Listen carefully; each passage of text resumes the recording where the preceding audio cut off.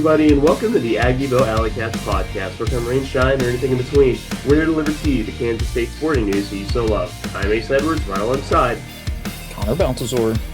And, well, we don't have any new commits to talk about this week for the first time in seemingly a month and a half, but this is pretty much as good a time as any for us to do our... Normally, we separate our expectations into sport by sport, and we still will do that when the time comes. But for now, I just kind of wanted to do an episode where we just talk broadly about our expectations for each of the major sporting programs at K-State. We're not going to include baseball this episode because baseball is the weird one where they're still very much building their roster. So we literally do not know. But, of course, I think that any talk about this athletic year, as in the 26-27 year, has to come with the caveat of looking back at the previous year, because it was other than track, it was a pretty bad year for K-State sports. One of the worst since we've been doing the show. Yeah, I completely agree. I think it's pretty much subjective. I mean, I think back, even the first year of the show, 2021, football was okay. But we ended on a strong note, and that helped. Women's basketball, I think, had a solid year that year. And then the men, that was Bruce's last year. Baseball, I think they narrowly missed the postseason.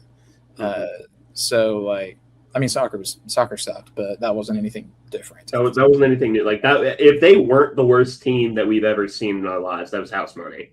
Yes. I guess that year's kind of in contention, but yeah, outside of that, this year was rough. Track was awesome. As awesome as track can be, I'd say, to a mostly casual observer of track. I can't really say I have much expertise on anything in track. Volleyball was very frustrating, but did make the postseason, so they get credit there. And then soccer almost got credit for turning things around before off-season events. So, which we will be addressing, or at least slightly. But with last year dead and buried, thank God. I feel like every sport, we have to start with the most popular sport, and that is K-State football. And there's a lot of very interesting storylines going into the year. And, of course, football will get its own preview episode eventually. I feel like we might be late on it for some reason. I think normally we do it the week of the anniversary of the show. Or it's either that or a month after, in which case we're not late. I don't remember which, but point being, all these storylines and depth charts will get fleshed out as we get closer to the day. But the most important storyline is this is Colin Klein's first year. It's year one, new head coach, first-time head coach, but a K-State legend coming back home to coach his alma mater. And that's going to be the same storyline that you hear on television every single week. But diving into the schedule, I think, is where you can realistically start looking at expectations. I think that very top level, I think that this is going to be a good to great offensive football team. And I think the floor for the defense is being okay, but the ceiling of the defense might honestly be higher than the offense, which is bonkers for me to say, especially given who the head coach is. But the schedule is weirdly favorable, but I'll let you give your sweeping thoughts about the team holistically before we talk about the schedule. Yeah, I agree. I think that's we're probably gonna be tired of it by the end of the year. Every game, there's gonna be a lot of talk about Colin Klein coming back. And obviously that's a good thing. We want to have storylines kind of permeate the larger sports world. That's good for K-State when that happens. But that's going to be the main thing. But obviously as fans, we're gonna we're just going to be more in tune with some of the more day-to-day storylines. And something you kind of alluded to with like overarching thoughts on the offense and defense. Yeah, I think this is a very high potential offensive team. And yeah, I do think that, like, I think I agree. I think they have a higher floor than the defense. I don't know if they have a lower ceiling than the defense, but I do think I generally agree with the defense being a like much bigger question mark. And so much of that comes down to like a few position groups, and then Jordan Peterson being a basically first time defensive play caller. Like, we've seen his recruiting chops throughout this offseason. We know that's there, and we know he's a highly regarded coach. But, is he going to be able to call like a good game on Saturdays? And I know that calling defensive plays is a bit of a thankless job. I get that. But, at the end of the day, that's really one of the only ways you can separate the wheat from the chaff on the defensive coordinator perspective, is like, who's better at guessing. And is Jordan Peterson a good guesser? I really hope so, because if he is, then yeah, like, this defense, if schemed correctly, has the horses to be excellent. But it relies on a few guys stepping up, Jordan Peterson being able to call a good defense, and being able to minimize the weakest links of the defense. Yeah, I like that you bring up Jordan Peterson as sort of the wild card of it, because if you want to be technical, he has been a DC before at Fresno State. I think he was the play caller, but it was only for like a year or two, and they sucked. Which that is probably the biggest cause for concern. But also, this was like maybe a decade ago, so he would be even younger than he is now, thrust into a situation with a Fresno State defense that was never particularly good. But I the adage about defensive coordinating just being guessing.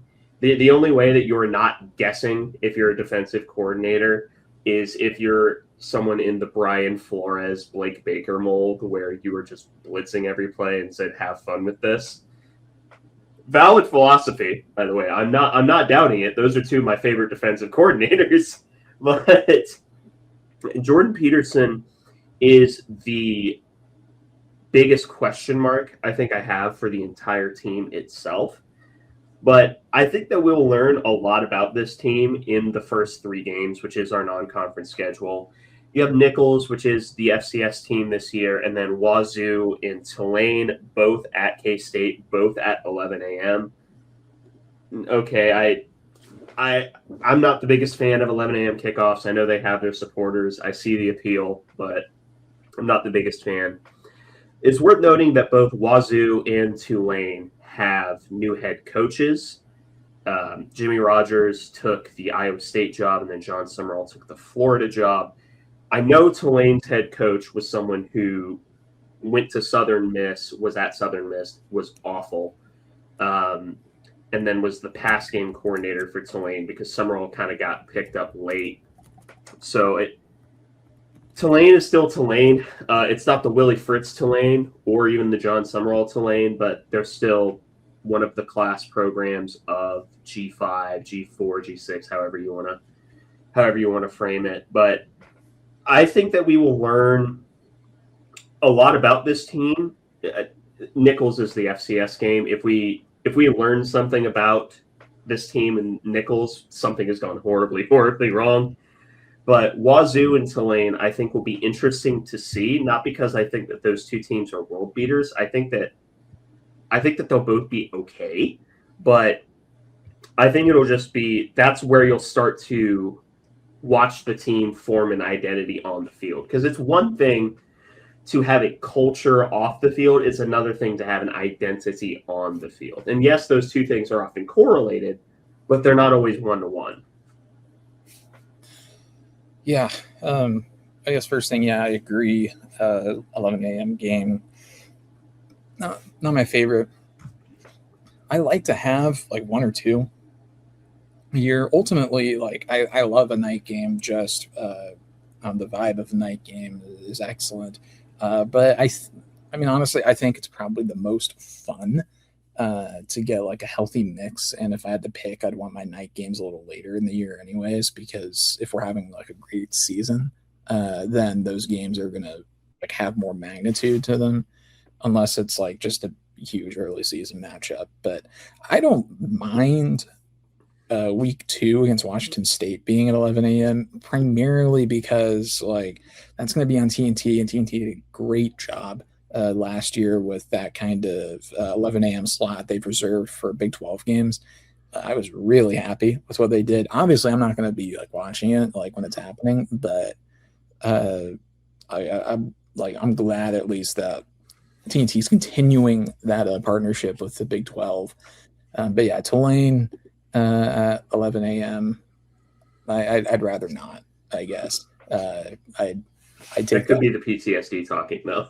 That could be like it very well may be. I'd rather have that game 2:30, maybe a bit later. But like if we end up starting 3-0, like then we'll maybe start to get some more advantageous time slots, especially if we win against Cincinnati, start 4-0, then that game against Houston at home, all of a sudden you're looking at like at least preseason projections wise, like a potentially massive game in it's like week 6, I think. Yeah, it's something like ridiculously early. Like we're not even halfway through the season. We're pulling what realistically could be, if both sides win out in their first few games, you realistically could be looking at a top 20 matchup in just week 6. Yeah, that, and honestly, like I think that Houston team, like on a neutral field, with like no like advantages either side, like that might be the best Big 12 team that we play this year. Probably. Like I don't even know who else you're making an argument for, I guess, right now. Oklahoma State, but like that's I think an even bigger question mark maybe than I think us. the Zona schools are the two that are fighting for it, but even then, I think you could argue that Houston's probably a tier above those two, depending whoever Arizona State's quarterback is going to be.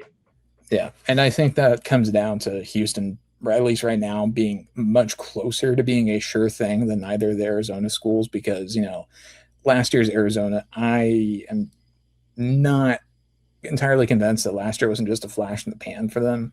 But then Arizona State, that's like I have no idea, honestly. Like, because I still think I really like Kenny Dillingham still. Obviously, they took a step back, but who's to say? But I think there was an unholy amount of injuries for Arizona State last year. Yeah, that's true. I don't love ending the year at Iowa State on the road, not because I think Iowa State's going to be like excellent. I think that there may be a dark horse to finish top half of the conference just by virtue of like everyone else being terrible, maybe. But like, I'm not really convinced by their hire to begin with either. Like, maybe it's another Matt Campbell. Maybe it's another Paul Rhodes. I guess we'll see. Jimmy Rogers has always been a maintainer because he kept the wheels from falling off South Dakota State, and then kept Wazoo respectable when they had no business being respectable. So like you're telling me he's won 7-5 every year is what you're telling me. Yeah, that's kind of what I'm. Yeah, but. In terms of the conference schedule, we have Cincinnati, Houston, KU, Arizona State, Colorado, Oklahoma State, TCU, Arizona, and Iowa State. My expectation for this team is first-year head coach, although I think the offense will be good. I think that I think all new head coaches, with very rare exception, are going to lose one game that they really shouldn't. And I don't see us beating Houston. I think that it's more likely that Houston claps us than it is that we beat Houston. I don't think that we're going to beat Arizona State. and I guess you could pick up 2. So like my expectation is 8-4, 9-3, which is that's a really, really damn good first year. I mean, we were 7-6 in Kleiman's first year because of the Liberty Bowl. We went 8-5 in his first year. 8-5. Okay. But I've been swinging all over the place on how I feel because I'm trying to like limit my expectations like manually, like because like my heart like and even parts of my brain are looking at this and saying, like we have a pretty quality roster. We have a pretty favorable schedule on paper. Like, like we could definitely like contend, I think, in the Big 12. But I'm also trying to remind myself, like Colin Klein might be a unicorn, but he's also a first-time head coach. Like he may not be a unicorn. That's projection there. We're so biased, it's hard to see one way or the other on that. Like I know I'm riding the fence here, but like, I mean, that's just how I feel on this team right now. I'm trying to keep myself from getting too excited about this team's prospects while at the same time acknowledging both the pros and the cons that are just kind of inherent with this year's K-State team, and understand like we have the ability to beat everybody on our schedule. I think like I'm I guess a little more bullish on our chances against Houston than you are, not because of a Houston specific thing, but Fritz terrifies me. Well, sure, Willie Fritz terrifies me too, but if there's one ace in the hole we have against them, it's that I think Colin Klein and Jordan Peterson faced Connor Wegman for a full year at Texas A&M. Obviously, he's a much better quarterback now than he was at Texas A&M, but that means at least at some level they're going to know what makes him tick. And like it may be that maybe he's not even the quarterback by then. Like that'd be pretty crazy, but I know they're routing a 5-star, so like I guess we'll see. But I mean, outside of that, like I imagine we'll probably drop a game that we shouldn't.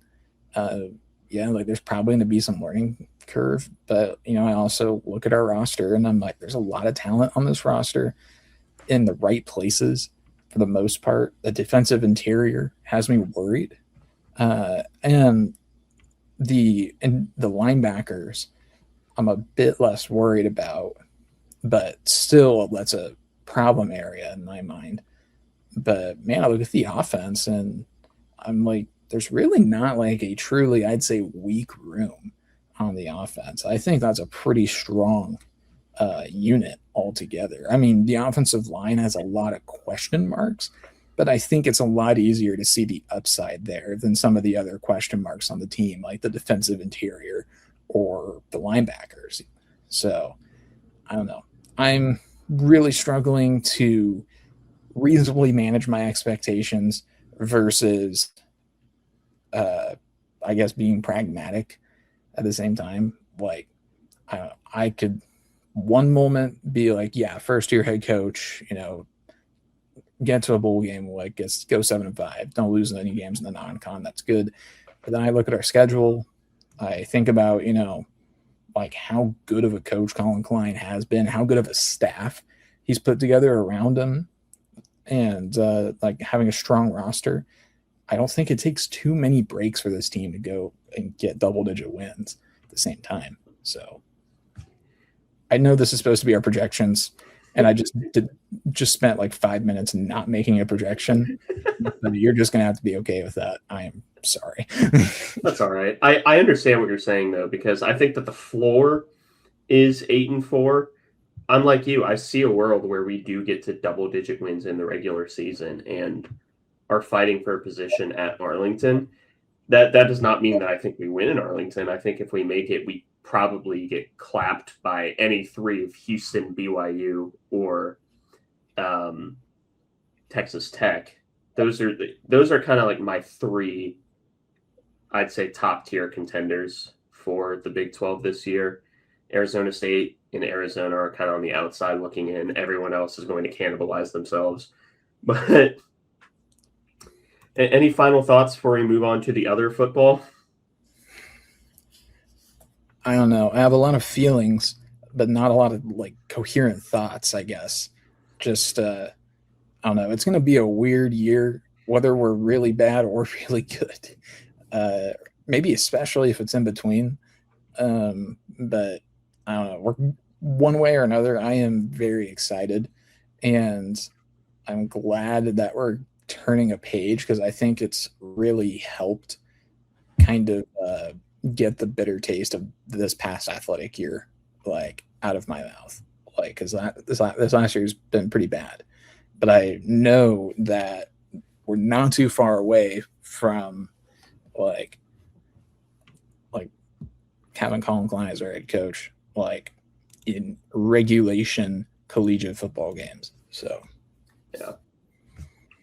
Now we get to talk about the other football, which has an entire offseason odyssey, which I feel like I think the best way to just say that there's been offseason drama regarding the coach, and I think that might be the best place to leave it, which is a shame because they are coming off of the best season in K-State soccer history. Granted, not hard, but going 7-6-5 when we were used to maybe winning one match a year is massive improvement, and they were forming some kind of identity.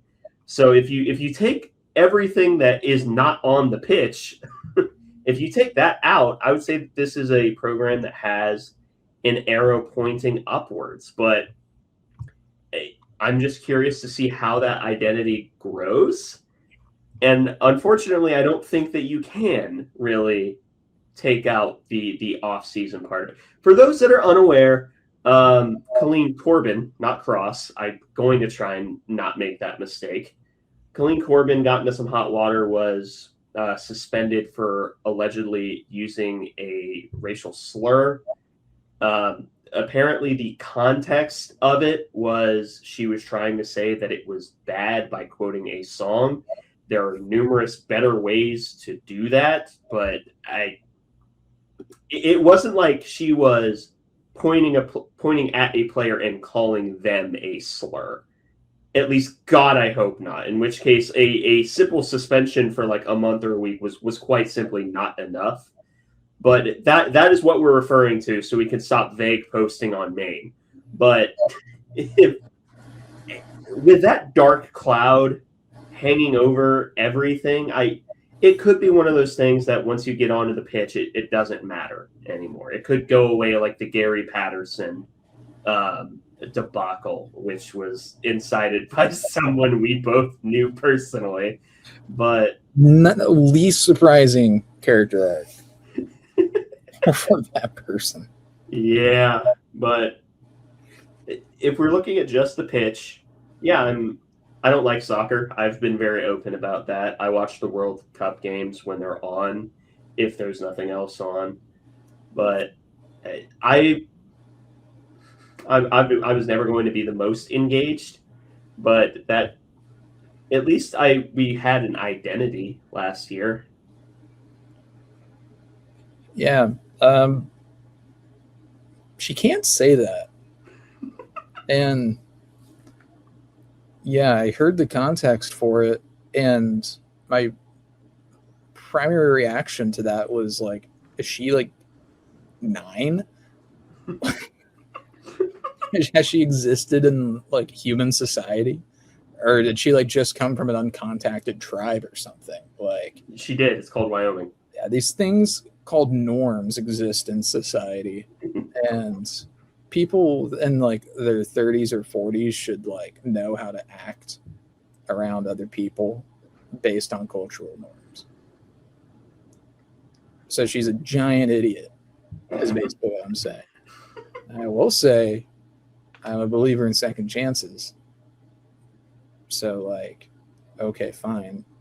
I don't know. If I've been AD, I might have fired her, but I guess we also don't know the full story as well. But yeah, we only know what's come out. So that was the craziest freaking headline to see out of absolutely nowhere. For no reason. Just out of nowhere. Coming off of like the most positivity this program has seen in its entire existence. Like, Way to ruin the vibe. So, yeah, I don't know, dude. I hope the team is able to be at least as good. I mean, they brought a lot of people back. Uh, Looking at the roster, uh, I guess it seems like we didn't really have a. Doesn't look like anybody like any of the players, or at least not many of them, left. Like, and I think we brought in a few transfers, which I'm happy about. But yeah, I don't know. I like I hope we are successful. I hope the players have a great season because last year we were very close to making the Big 12 tournament. And if we had made the Big 12 tournament, there's a non-zero chance that we could have played our way into like the last four in of the NCAA tournament.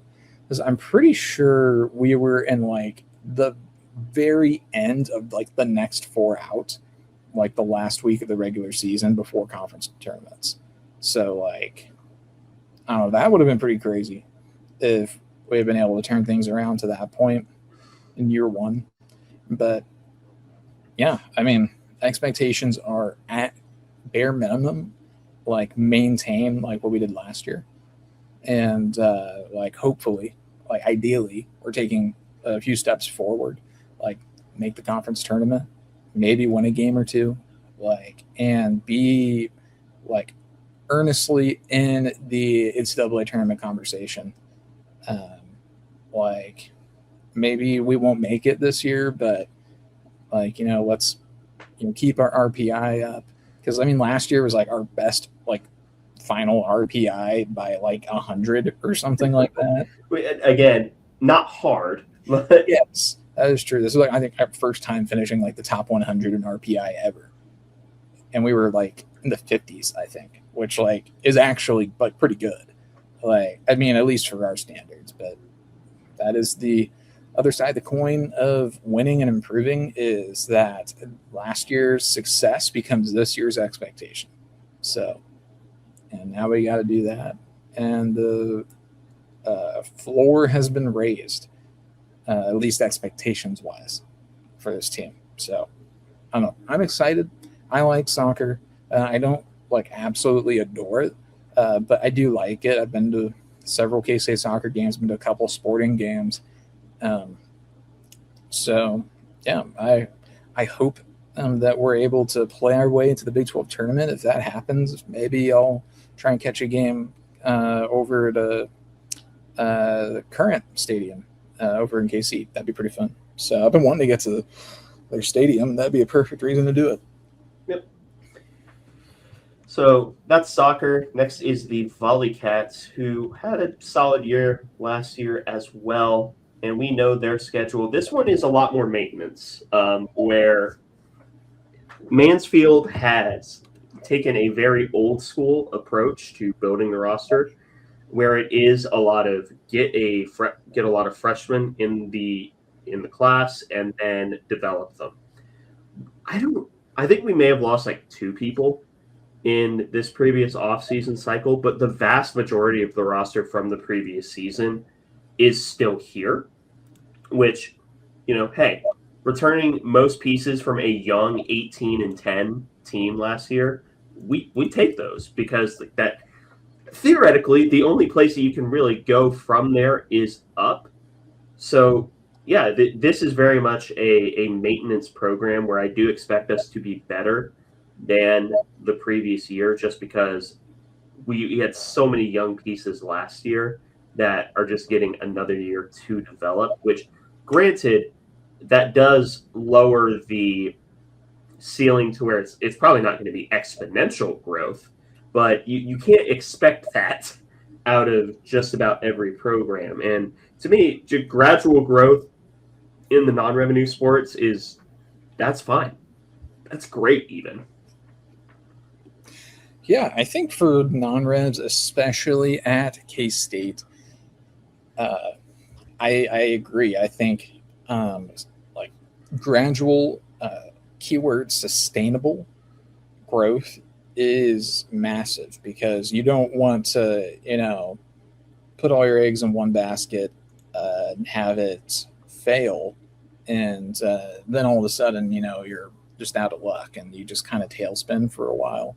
Like Mansfield, yeah, very old school approach in terms of roster building. Yeah, like you said, a lot of high school players and a lot of athlete development is what he's going for, which I like the approach. Like it's refreshing. Like I don't mind.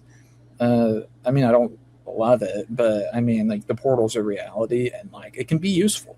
Like this year we went out and got a couple players from the portal, which was the first time we've done that for a couple of years. We went and got Fuka Sakita from UTEP because we lost Simone Sims to the portal. She ended up at a big school. I can't remember where, but like her and Anaya Clinton, they both entered the portal, and those are pretty big losses. Anaya Clinton's at Arizona State. They won the Big 12 last year, and then Simone Sims is at Auburn. So both of them staying at the power conference level, not surprising. But we went out and got a high level libero and Fuka Sakita to replace Simone Sims. We have a couple of young liberos behind her, Kaylee Pond and Alex Kluckvin, who both I thought were good, especially Kaylee Pond last year. But we also brought in like libero out of high school. We brought in some players from the portal, and then we brought in a pretty big high school class as well. So like there's a lot of young players to be excited about on this year's roster. And if you go through the roster, there's only one senior on this team, and that's the transfer Fuka Sakita. And then outside of her, our most senior player is Reagan Fox, and she's a redshirt junior. So very, very, very young team. But this is also, I think, kind of Mansfield's one of, I think this is his second, like, full class where, like, he really kind of got in, like, on the ground level with them in the club circuit. So, like, this is, like, his second crop of young players that are people he went out and identified and brought in himself. So there's a ton of talent, not a lot of insider info on volleyball, but I recall seeing a few tweets, I think, that said that among the freshmen that have been here the best so far, it's been Addison Massey and Ella Durer. Ella Durer is a middle blocker, and Addison Massey is a pin hitter. So, and I think she plays on the outside. Again, my volleyball knowledge is very limited. Like that's one where honestly you're gonna want to talk to like Scott Wildcat about. Like, he's a pretty big volleyball guy. Yeah, you know how he defers to us whenever it's about baseball. We're gonna go ahead and defer to him whenever it's about volleyball. Yeah, so it should be a fun year at the very least. Like I think there's gonna be a few matches that like a few big upsets, and there's probably going to be a few disappointments, especially early. But this is a team where this year I think is going to be a huge building year, and then next year I think there's going to be a big time chance to like make a splash in conference. Yeah. That leads us into the women's basketball team. We are covering them first just because the non-con schedule did come out for them.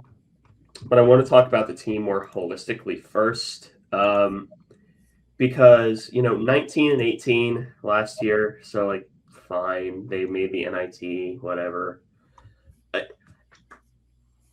This team does worry me a little bit.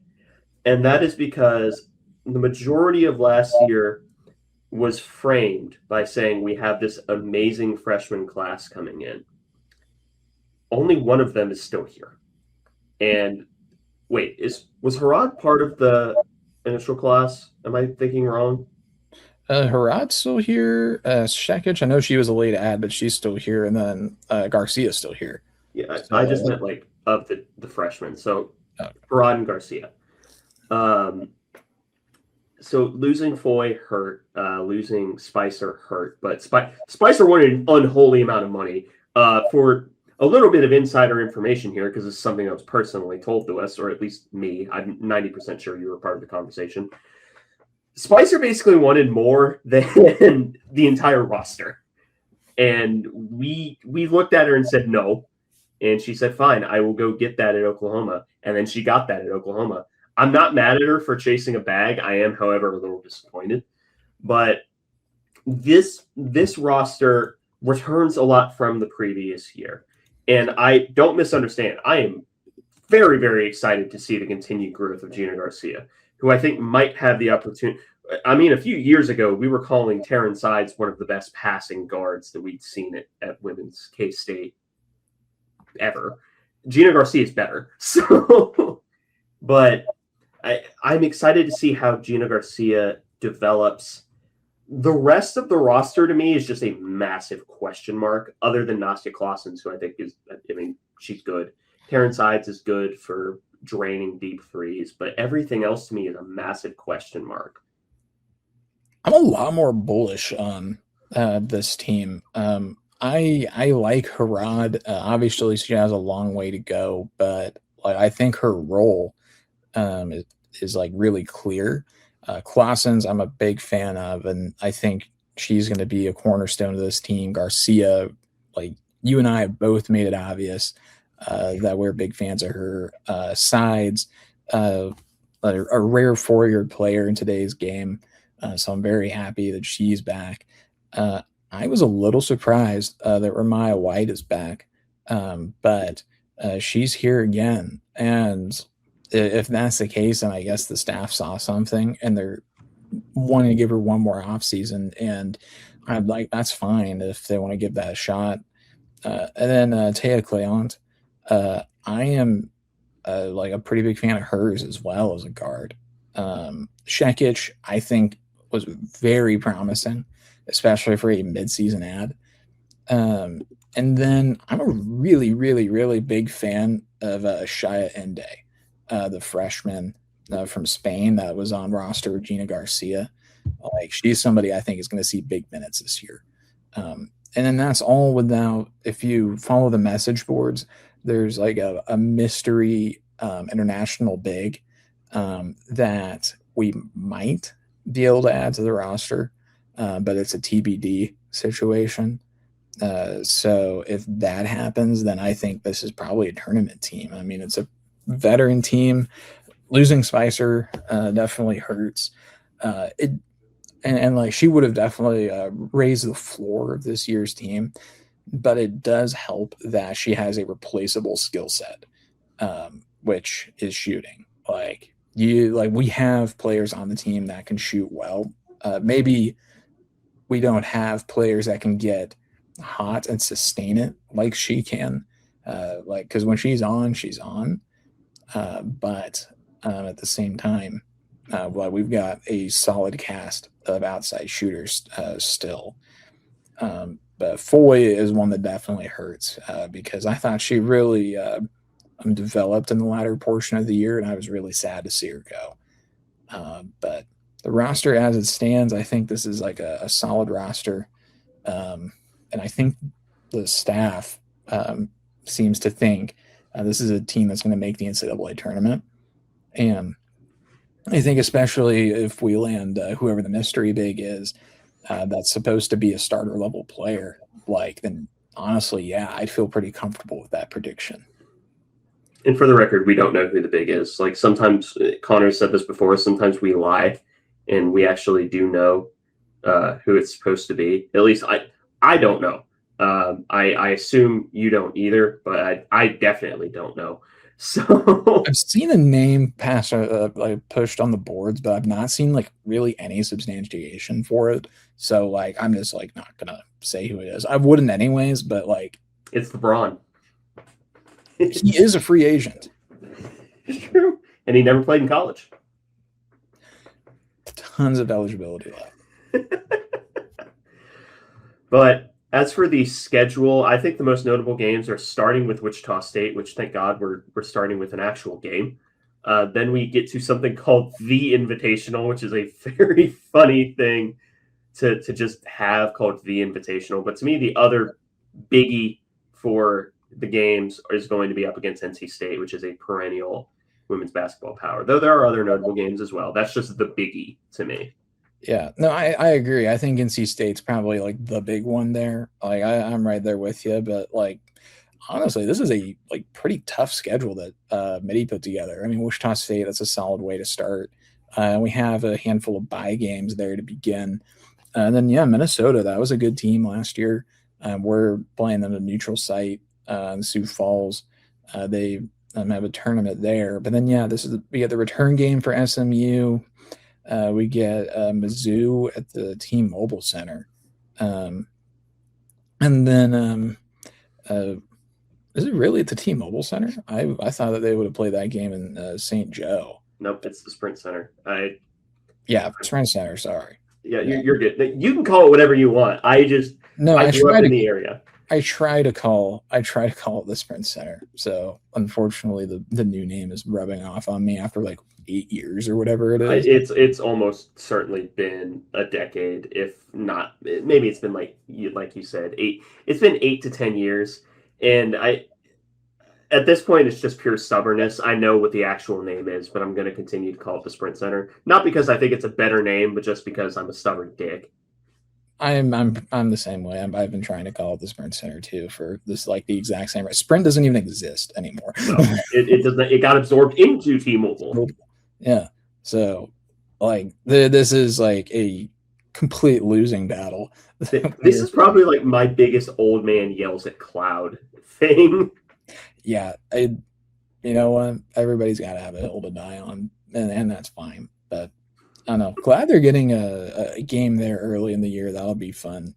And then yeah, NC State and then Villanova at the Fort Myers tip-off, and then we get Creighton in the return game. That game's in St. Joe. Okay, so that's the Bill Snyder Classic is Creighton in St. Joe, and I'm glad they're continuing that because that's been good for K-State. There's been a couple of like big blowout wins, and those, but last year was like a massive upset, and that seemed to be a lot of fun.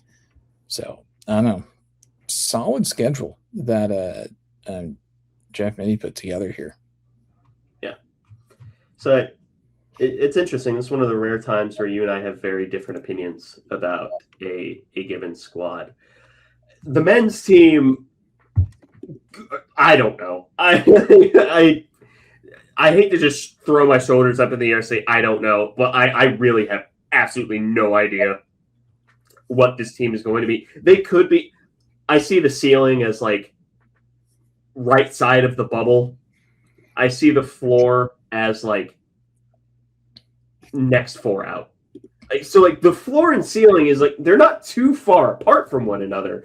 I just don't know how it's going to come together.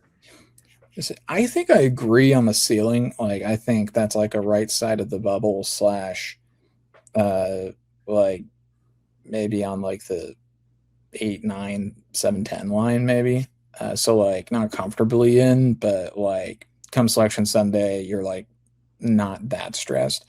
But I do think I think the floor for this team could be a lot lower. Like I think this could be a team that finishes bottom 3 in the conference if things go bad.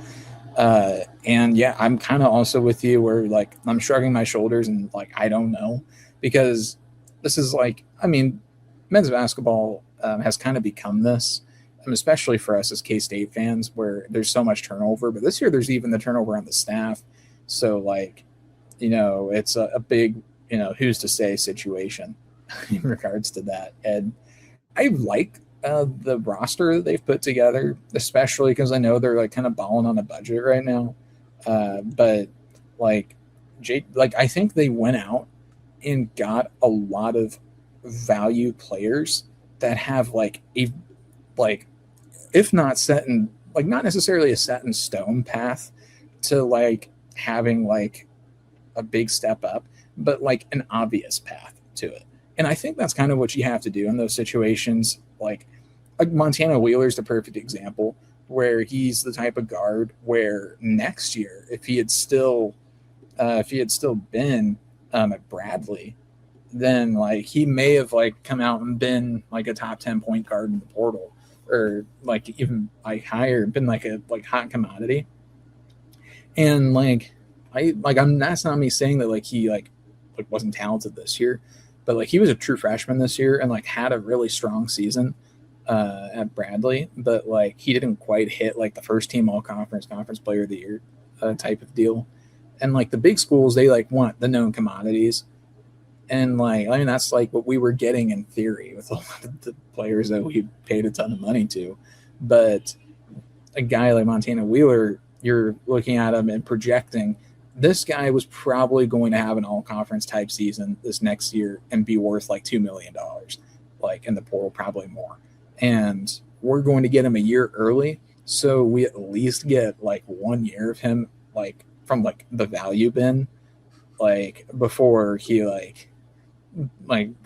breaks our bank, basically. And I think you can say the same thing for Timotei Malavets. I think you could say the same thing for JT Rock as well.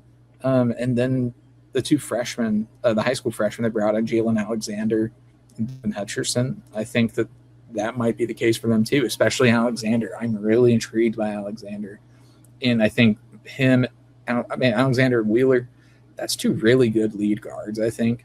Like, I mean, I don't know if they're going to be some dynamic, like, Top Gun duo or something, but, like, I don't know. Like, those are two guys that I'm thinking, at least in my head, like I think there's a pretty clear way where they can, like, have the year go well for both of them.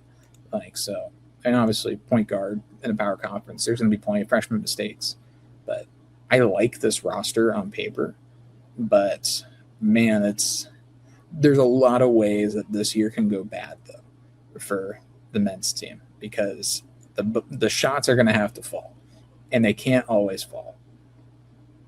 Yeah. And here's one thing that if you want good news with this roster, there is one piece of good news that I can verifiably say, at least for you and I.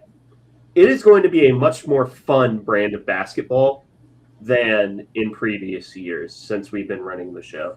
Because Bruce Weber, for all his goods and his bads, even the best Bruce Weber teams were kind of playing haram ball. And it's just a defensive form of basketball. Jerome Tang was just playing vibes-based basketball, and the vibes were awful for 3 straight years. But this year, we get an offensive brand of basketball that focuses on high efficiency and taking the best available shot no matter where it's at in the shot clock, which, oh my God, thank you. Like, even if we suck, at least we're going to be fun to watch because we're not playing haram ball and we're not just saying go win. Yeah. I have a few things to say on that because I'm glad you brought that up because I completely agree with everything that you said. I think there's a reasonable pushback to that frame of mind, but I also think that there's a reasonable rebuttal to the rebuttal. I think that the rebuttal to, well, it's going to be fun at least.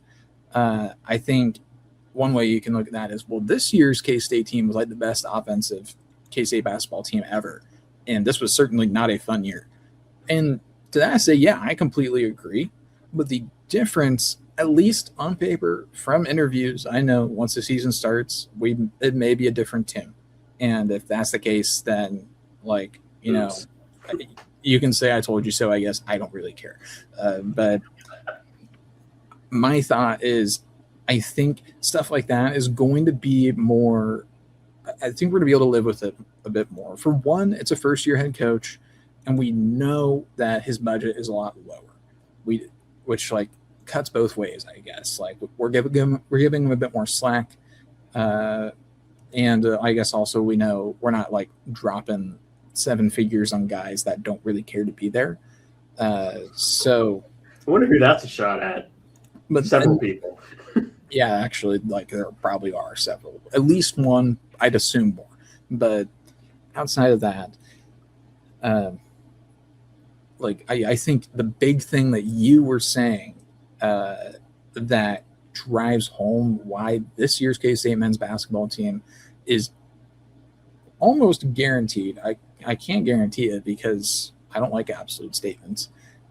Is philosophy, because this team has an identity that the coaching staff has built itself around and built the roster around, which is what you said. Get the best shot that you possibly can, no matter where it is in the shot clock. And they practice like where the good shots are, which is like open threes and shots at the rim. Like they want to play analytical basketball in a fun manner. Like they don't want to like take a bunch of mid-range jump shots, which I love Barry Brown, but just take one step back, man. Just take one step back, and your shot counts for 1.5 times what it would have otherwise. It's this neat trick they invented in the 1980s, Barry. But I like what you're saying.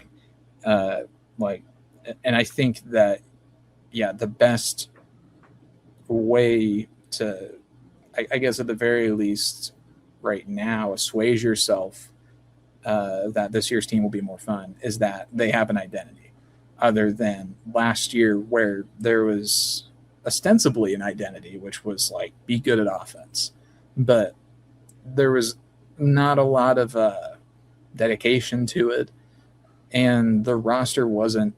It was somewhat built around it. Like we had shooters and we had like offensive creators like PJ Haggerty and Abdi Bashir, sure, but like we also went out and got like Marcus Johnson, like which like sure fan favorite, but like outside of like 15 garbage time points in the last game of Matt Driscoll's interim coach career, like probably wasn't worth it, like as a pickup. Like, and I think everybody kind of knew that when it happened. Like this year's team has an identity and they've built a roster around it. Will it work?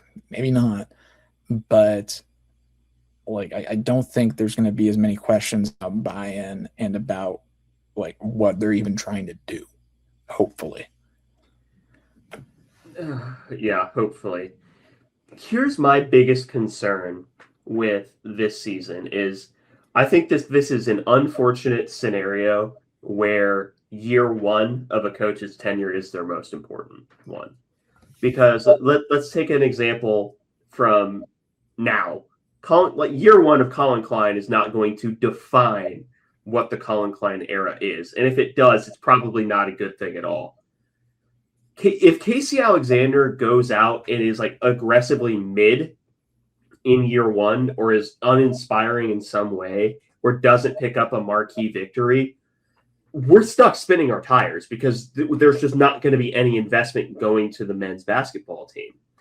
And that is why it's such an unfortunate and unfair situation for Casey Alexander. Now, I understand the philosophy of we're paying him millions of dollars. He should be able to win the games. That's the same logic that I hate with Major League Baseball players of, we're paying, like, he's the highest paid player in the world. Why is he only hitting like 300? Well, because someone can throw 104 at his dome. That's why. But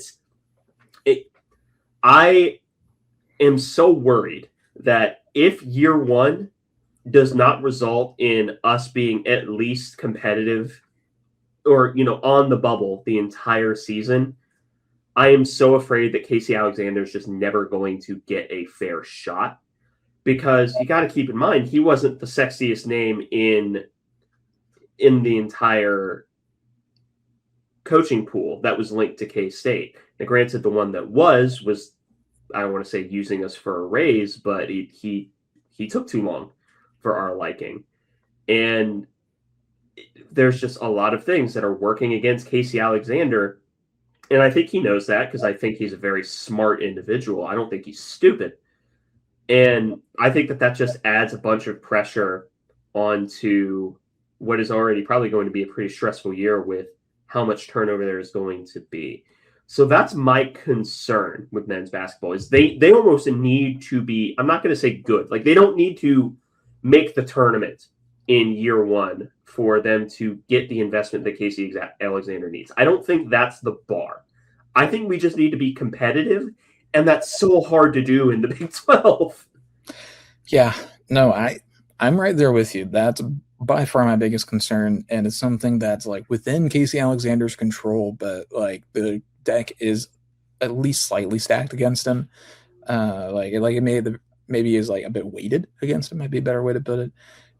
Where yeah, like donors want to see a proof of concept from Casey Alexander with a lower level of investment before upping their investment. And it also comes at an unfortunate time where Colin Klein he's a magnet for the donor base, like, and the whole fan base. Like this is a bad year to become a new K-State men's head basketball coach.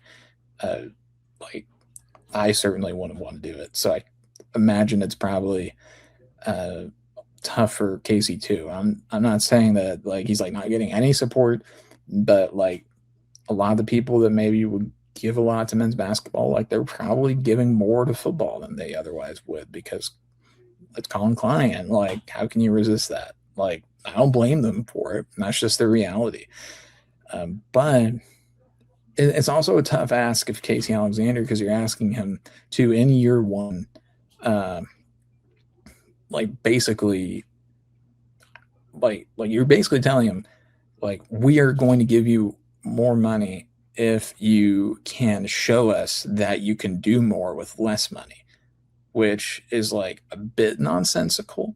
I understand that's kind of how sports works when you don't have an unlimited budget, but it is also a little backwards because typically when you invest in something and want it to grow, you like invest a lot up front so that way they have like cash to work with and give them the best chance of success.